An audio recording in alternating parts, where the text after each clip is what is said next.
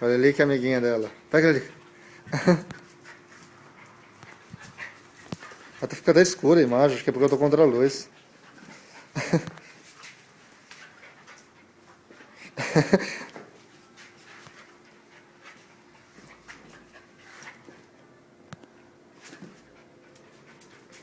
Acho que eu tô contra a luz, a imagem tá ficando escura. Ixi, cadê eles?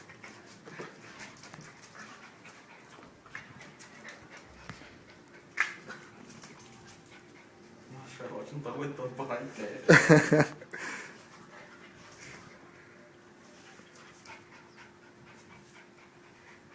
Ele liga e não dá sossego pra ela, coitada. É bom, cara. A Charlotte precisa sentir um pouco do próprio veneno. Porque ela... Nossa, a Charlotte é fornível.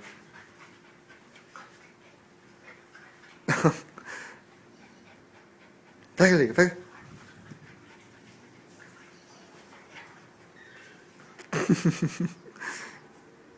Precisa arrumar mais um companheirinho pra Lilica, coitada. É bom ter dois assim, né, cara? Que eles tipo não... A gente aqui é o Toruque, né? Não, então, mas eu falo assim, os dois, eles ficam o dia inteiro, ela gasta energia com eles mesmos, não destrói nada, não... Então, mas aí acontece o seguinte.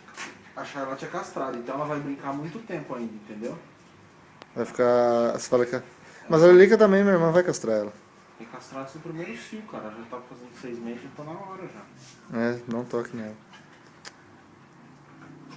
Antes do primeiro cio, praticamente zero a chance de Câncer. câncer.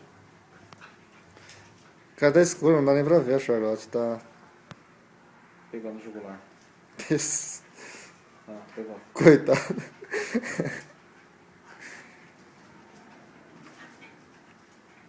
Cara, a Lilica sabe brincar mais que o Toruque, cara. O Toruque fica nervoso, porque a Charlotte puxa a barba dele. Ah.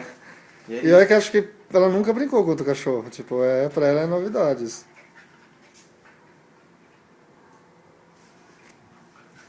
Até agora eles estão brincando de pular e de correr. Agora eles já estão na... Mas não estão mordendo, tá tipo só brincando. Não, sim, mas eu falo assim, já tá uma brincadeira mais... Ela